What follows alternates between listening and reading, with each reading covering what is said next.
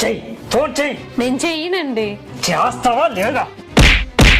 ఎందుకు చెయ్యాలండి? ఇలా ఎన్నిసార్లు మా అమ్మ నాన్నలు డబ్బులు అడగమంటారు? అడిగితే తప్పేంటి? అల్లుడికి డబ్బులు ఎవరా?